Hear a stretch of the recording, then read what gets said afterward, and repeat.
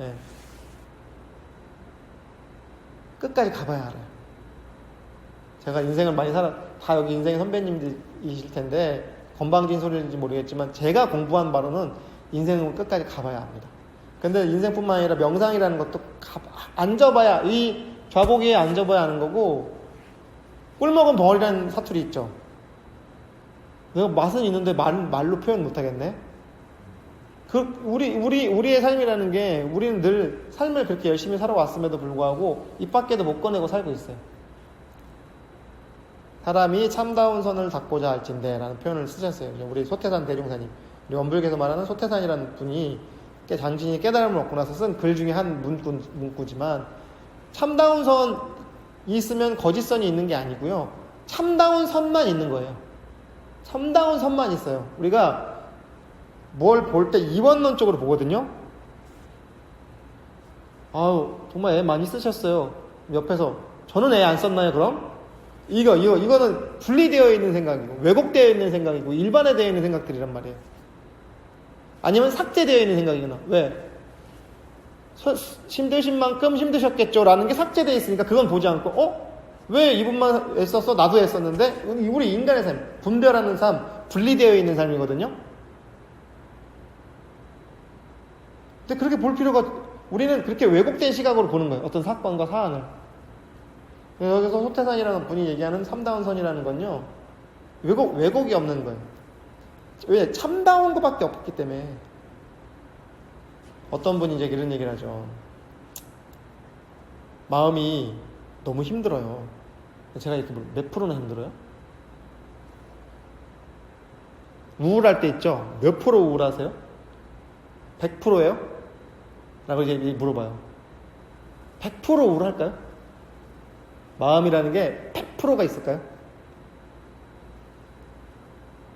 어떤 물건을 사거나 어떤 사람을 만날 때 두 개가 있어. 이제 그냥 솔직하게 얘기해서 내가 마음에 드는 이성이 있어. 이 사람이 이게 좋고, 이 조건도 참 좋고, 막 진짜 90% 마음에 가. 이 사람은 10% 마음에 가. 근데 뭔가 알 수 없는 무언가 있어. 사람의 마음이 90%에 움직이던가요? 1%만이라도 사람의 마음을 움직여요. 저는 그래서 그런 표현을 잘 안 쓰려고 노력을 해요. 90% 넘어왔어. 80% 해결됐어. 100%가 아니면 답이 없어요. 마음은 0 아니면 100이에요.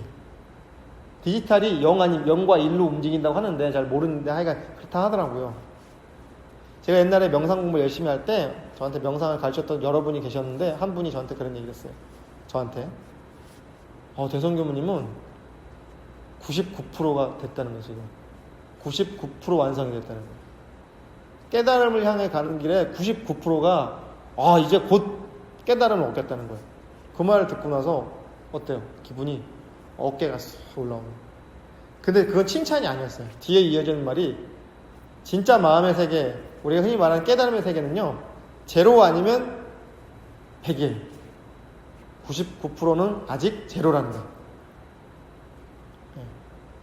물이 100도씩 끓죠. 99도에는 끓지 않죠.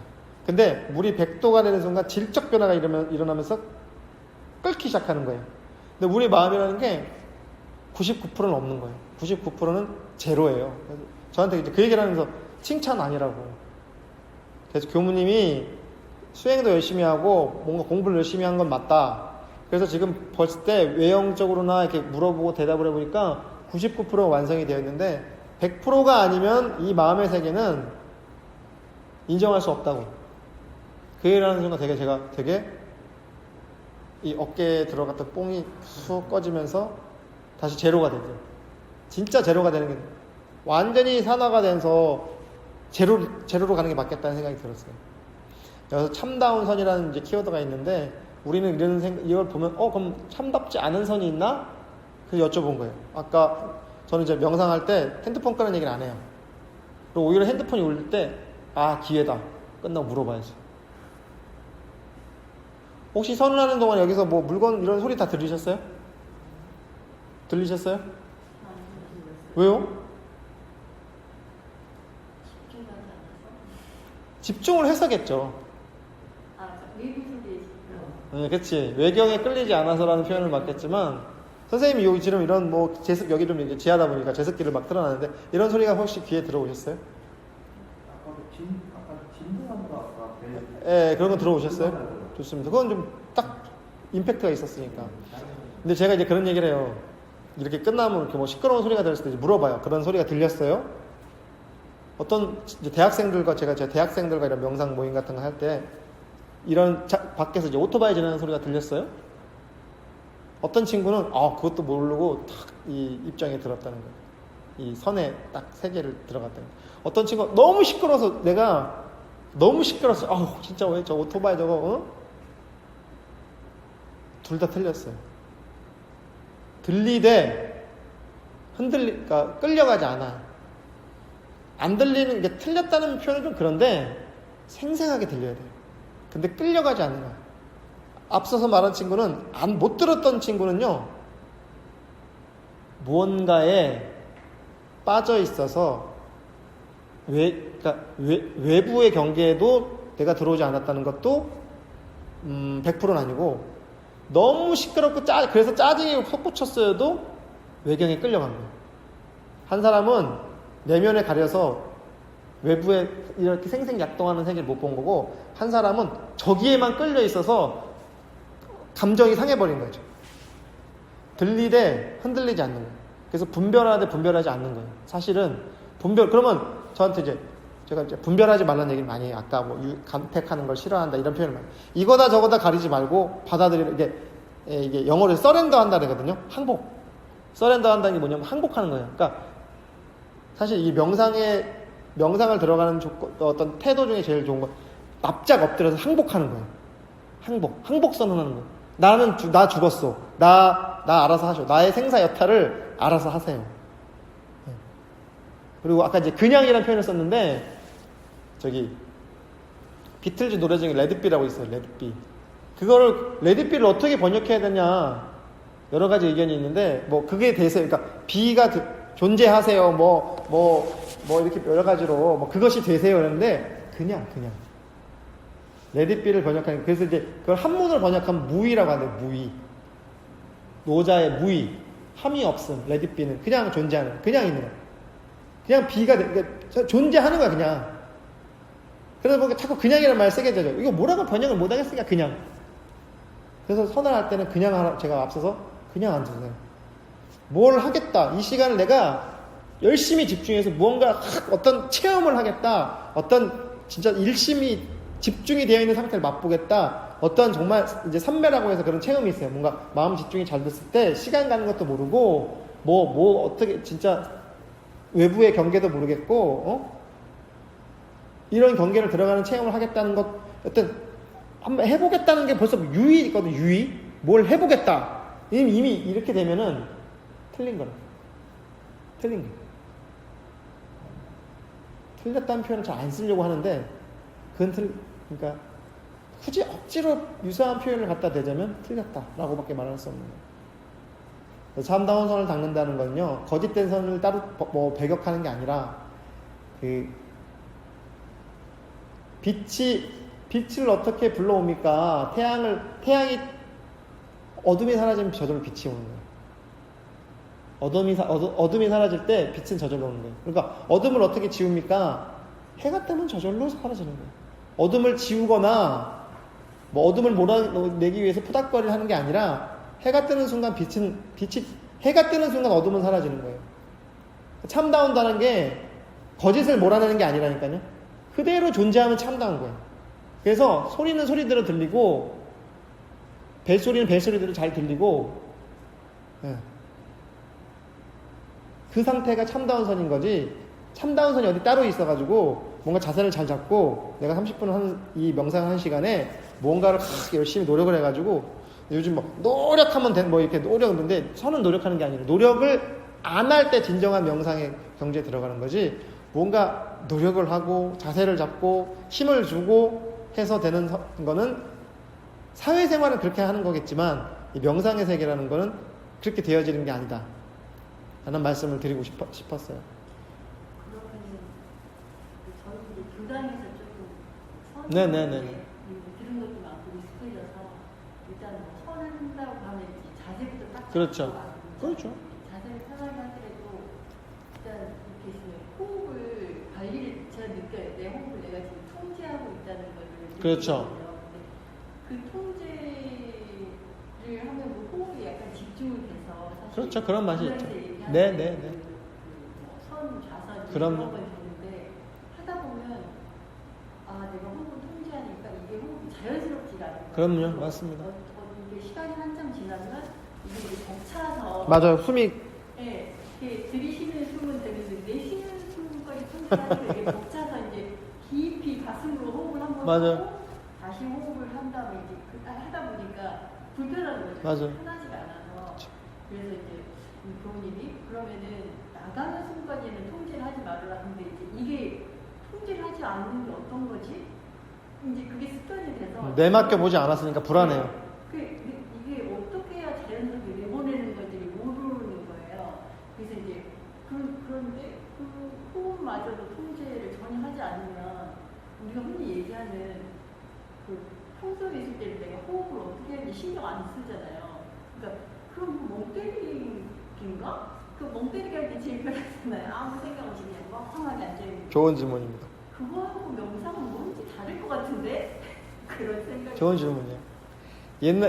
한 꽤 오래됐는데 한 20년, 30년 전에 이제 한간에 명상 단전호흡이나 이런 거 하는 분들 중에 호흡을 조절해서 호흡의 길이를 늘린다는 그런 거 많이 하셨었어요. 옛날에. 뭐 들어보신 분도 있을 거예요. 뭐 숨을 들이실 때 몇 번을 들이쉬고 참았다가 또 몇 번을 내쉰다. 뭐 이런 거 이제 뭐 많이 했었을 거예요. 저도 했었어요. 옛날에 어렸을 때. 그런 명상법.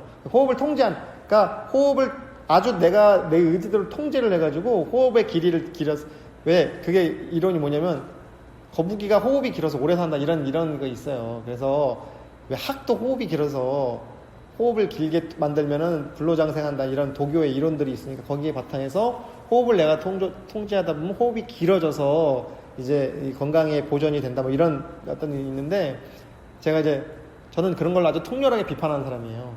통제하는 걸.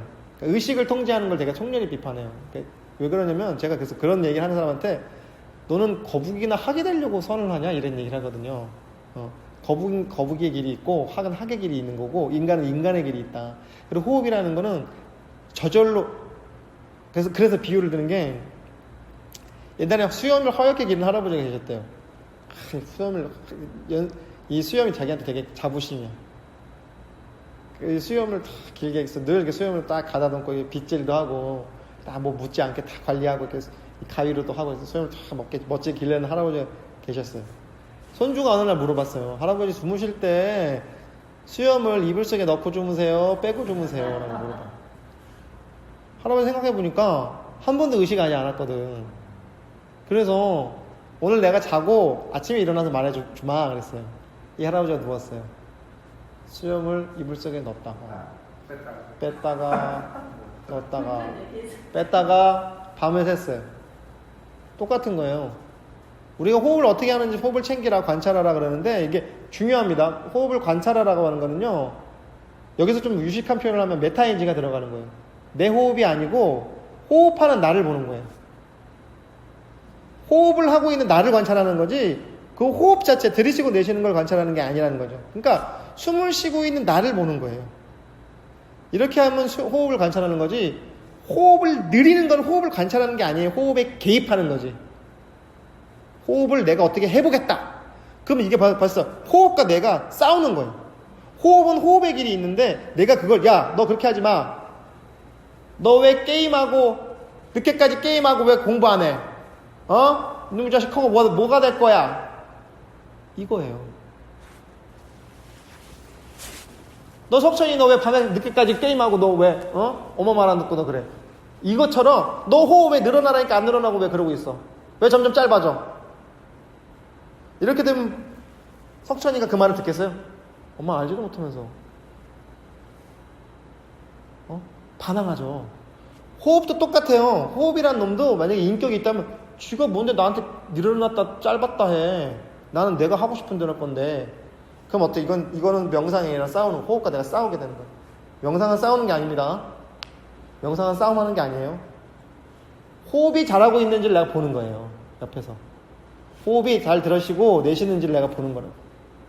그렇게 되면 이게 지켜보는 나를, 그러니까 지켜보는 대상이 생기게 되는 건데, 내가 호흡을 통제해버리겠다면 이때부터 싸움이 되는 거예요. 이게 이원화가, 이게 분리가 되는 거예요, 그때부터. 그래서 저는 호흡을 늘릴 시간에 호흡을 포기하라. 그럼 저절로 늘어. 사실 그렇게 되면 저절로 늘어나요. 호흡이라는 게 저절로 길어져요. 왜냐면 의식이 편안할수록 호흡도 길어지게 돼 있어요. 스트레스나 어떤 압박이 있을수록 호흡은 짧아질 수밖에 없어요. 당연히. 그러니까 공포 상황에서 호흡이 되게 짧아지거든요. 왜? 심장이 많은 저기를 공급해줘야 되니까. 피를. 또 문제가 뭐냐면, 질문을 하셨으니까 말씀을 드리자면은, 호흡을 인적으로, 옛날에는 좀 호흡을, 요가 같은 거 잘못하는 분들은 그칠 지자, 멈출 지자 써가지고 지식을 해요. 숨을 참아요. 근데 숨을 참으면은, 분명 100% 환각이 와요. 뇌는, 그러니까 이 환각작용은 뇌에서 일어나는 화학작용이에요. 근데 이 뇌는요, 30초만 산소공급이 끊어져도 뇌세포가 파괴되기 시작해요. 그래서 우리가 어떤 분들 옛날에 원불교에도 그런 분들 많이 계셨어요. 우리 선배들 중에. 그런 거 따라다니면서 이렇게 명상, 수련, 호흡 수련, 얘기해버렸네. 하여간 그런 어떤 특정 단체 따라다니면서 하는 분들은 들으시면서 이거 들으시는 걸 좀 심각한 분은 한나절 동안 이걸 들으신대요. 그러니까 내쉴 때도 한나절 동안 내셔서 하루에 호흡을 한 번 한다는 거예요. 착각이죠? 착각이에요. 숨을 일정 부분 내쉬다 보면은 내쉬는 게 아니라 그냥 멈추는 거예요. 숨을 내쉬면 내가 의식적으로 계속 내쉬는 것처럼 생각을 하는 거지, 실제로 우리 폐에는 폐활량이라는 게 기본적으로 갖춰져 있기 때문에 사람마다 다르기 때문에 내쉬다 보면 그냥 참는 거라고. 숨을 내쉬는 것 같은데 실제로 호흡을 안 하는 거라고. 그럼 그게 길어지면 어때요? 벌써 뇌세포는 파괴되기 시작합니다. 과학적으로. 그럼 그렇게 되면 뭐가 보여요. 그때부터 환각이 보여요. 숨 참으면 그래서 100% 환각 보입니다. 그래서 요가는 좀 특정한 수행법을 얘기해서 좀 그러긴 한다. 그러니까 그런 수행을 하면은 뭐가 보여요. 뭐가 보여? 관세음보살, 산신령, 돌아가신 엄마, 아버지, 할아버지. 보여요. 보일 수밖에 없어. 내가 경험했던 어떤 무의식적인 것들이 보이게 돼요. 숨을 참으면. 그럼 내가 명상하다가 뭔가를, 아니면 옥황상제 이런 거, 부처님, 하나님, 예수님 이런 거, 내가 믿는 종교의 어떤 신앙의 대상 이런 게 나와요. 그럼 어때? 계시받는 거야, 내가. 그러면 이런 종교가 생기기도 해요. 실제로. 네. 반대의 경우도 있습니다. 아까는 지식이라서 숨을 멈추는 게 있고, 반대로 과호흡이 있어요. 과호흡. 의도적으로 숨을 계속 많이 쉬는 거예요. 산소를 계속 의도적으로, 인위적으로 많이 들이마시는 거예요. 이렇게 하는 게 있어요. 근데 이것도 한 5분 정도만 해도 핑 돌아요. 근데 그걸 계속하면 똑같이 환각이 보여요. 그래서 의도적으로, 의식적으로 내가 특정한 체험을, 종교 체험도 만들어낼 수 있어요, 사실은. 요즘에는 과학이 발달해서 그게 저기가 돼서 뭐가 보인다. 저는 그래서 수행했는데 뭐가 보여요라는 분들은 저는 그냥 거의 안 믿어요. 그냥 90% 안 믿어요. 그건 그냥 호흡을 잘못 통제해서 나오는 환각작용이라고 보기 때문에, 그리고 그러면 이제 뇌에 많은 부담이 돼서 그런 수행하신 분들과 대화를 나누면은, 그런 수행을 오래 하신 분들과 대화하면 대화가 잘 안 돼요. 자기 세계에 빠져 있어서. 이게 수심결이라고 하는 불교의 유명한 경에, 그럼 마음이 어디 있습니까? 작용하는 데 있다는. 마음이 어디 있습니까? 마음이 안에 있어요? 밖에 있어요? 마음이 안에 있어요? 밖에 있어요? 작용하는 데 있는 거죠. 작용하는 데 있는 거. 마음이라는 게 안팎이 없어요. 그래서 엄밀히 따지면 저 소리는 밖에서 일어난 소리인가, 안에서 일어난 소리인가, 내가 인지하는 순간 내 마음에서 일어난 소리라는 거. 좀 더 유심론적으로 관념론적으로 해석하자면, 저기 있는 사물이나 여기서 들리는 소리는 사실 내 마음 안에서 일어나는 세계라고까지도 해석을 가능하다는 거죠. 그럼 내 마음이라는 건 어디까지 영역이냔 말이에요. 내가 마음을 쓰는 데가 다 내 마음의 영역인 거예요. 이렇게 앉아있는데 내 자녀를 한번 떠올려 보세요. 예쁘고 사랑스럽고 하는 마음들이 감정이 솟죠. 내 마음이 거기까지 확장이 된 거라고.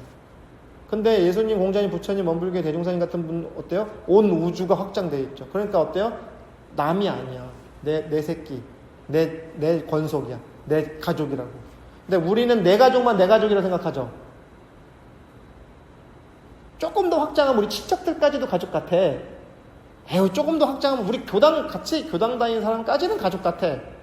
그 정도만 해도 대단한 거예요. 나 하나 벗어나기 힘드니까. 나의 영역, 내 물건, 내 마스크, 내 핸드폰까지 하는 것만 해도 대단한데, 그러니까 성인들, 소위 마음을 깨쳤다는 분들은 어때? 그게 점점 확장돼서 어때요? 온 우주까지도 내 마음의 영역으로 확장. 그러면 마음 아닌 게 없는 거죠. 사실은 그런 논리로 보면. 그래서 우리 정전에 보면은 개인, 가정, 국가, 사회, 세계 이렇게 나가죠. 그런 표현이 많이 들어가죠. 의식의 영역이에요. 개인, 가정, 국가, 사회, 세계. 그래서 나중에 가족의 우를 벗어나니까 출가인 거고, 출가의 정도 돼야 진짜 공도자인 거죠. 교리로 얘기하면 공익, 퍼블릭 마인드를 갖는 사람들. 우리가 한국 사회가 점점 퍼블릭 마인드가 생성되죠. 되고 있어요. 과거에 비해서는 많이. 그럼에도 결국에는 이제 집단 이기주의 정도 영역. 장애인 학교를 들어와야 되는데, 야, 집값 떨어져. 그럼 어때요? 요 아파트 단지까지는 우리 영역이야. 요 아파트 단지까지는 나의 영역이야. 그래서 외부 세력이 들어오는 게 싫어. 야, 저기 외국인 노동자들 들어오는데 저것들이 나와서 여기 한국에서 돈 벌어가고 말이야. 그 사람들까지는 우리 가족 아니야. 거기까지. 근데 진짜 참다운 선을 닦게 되면, 우리 사람이 참다운 선을 닦는다는 건 뭐예요? 바운더리를 없애는 거예요. 마음의 바운더리를 없애는 거예요. 그럼 우선적으로 첫 번째로 없애야 되는 게 나라고 하는 에고, 나라고 하는 거에 바운더리가 없어지죠. 그럼 뭐 이것도 다 남 주고 하자는 얘기예요? 아니죠. 이걸 잘 활용하는 거죠. 나한테 주어진 이 물건이라고 하는 것을 잘 활용하는 게 바운더리를 없애는 거지. 야, 이따 가져라. 이거 다 가져라. 이게 아니라고요. 이거를 자령하는 거예요. 이게 무아예요. 이게 이 물건의 바운더리를 없애는 거예요. 그럼 어떻게 하면 이 물건의 바운더리를 만드는 겁니까? 이 경계를 만드는 겁니까? 아이고, 이 귀한 거. 아이고, 손도 못 대겠네. 저 위에다가 올려놔야지. 이건 이 물건의 영역을 고착시키는 거예요. 얘는 이걸로 존재하는 겁니다. 얘는 이걸로 존재하는 진리죠. 다른 거 없어요. 나는 나로서 존재하는 거죠. 선생님은 선생님 성함이 혹시? 윤현수 선생님? 윤현수는 윤현수로 존재하는 게 바운더리는 없어지는 거예요. 김서원은 김서원으로, 이성옥은 이성옥으로 존재하는 게 바운더리가 없어지는 거지. 아, 나는 오늘부터 뭘 해가지고 열심히 무언가를 해가지고 에고를 없애겠다가 아니라는 거예요. 열심히 무언가를 하는 걸로 또 만들고 있어, 나를. 그게 아닌 거죠. 참다운 선이라는 건요, 그래서 참답지 않은 게 사라지는 게 참다운 선이 아니라 그 존재 자체가 참다운 선인 거예요. 제가 어제 발달장애인들 그 가족들 뭐 기도식에서 갔다 왔는데, 옛날 말로 하면 병신이죠. 동네 바보. 옛날 말로 하면은 아이고 저 병신, 동네 바보. 그 사람들은 그러면 뭔가 결함이 있는 존재인가? 전생에 업을 받아서 그렇게 되는 존재냐? 우리가 가지고 있는 착각이에요. 왜냐면 그 사람 업은 나는 몰라. 근데 나는 그 사람들 봤을 때 내가 나의 참다운 선을 닦는 건 뭐예요? 그들과 함께 하는 거예요. 막 뭘 도와주고 하면 더 좋은데, 아이고 얼마나 애쓸까라고 공감해주는 정도만 해도 나는 참다운 선을 나는 여기서 참선하는 것만 참다운 선이 아니라, 그거는 소태산이라고 하는 사람은 그렇게 얘기한 게 아니에요. 앉아서만 하는 선은 병든 선이라고 했어요. 그들과 함께 관심 갖는 거. 아, 이렇게 억울한 사람들, 이렇게 어려운 사람들 있으니까 장애인 학교 같은 거 세우면 집값 떨어진다고 걱정이 아니라 오히려 집값이 올라요, 역으로. 요즘에 발달장애인도 얼마나 많은데. 그래서 나라는 우를 벗어나는 게 참다운 선을 닦는 거지. 자세를 잘 잡고 허리를 꼿꼿이 하고 턱을 당기고 호흡을 잘 조절하는 게 참다운 선이 아니야. 그거는 방법, 아까 말한 인위적 조작으로 하는 명상인 거지, 진짜 명상은 포기하는 거야. 납작 엎드리는 거예요. 그냥 나를 죽이쇼. 진정한 포기가 참다운 선으로 가는 지름길이라는 말씀을 드려봤습니다.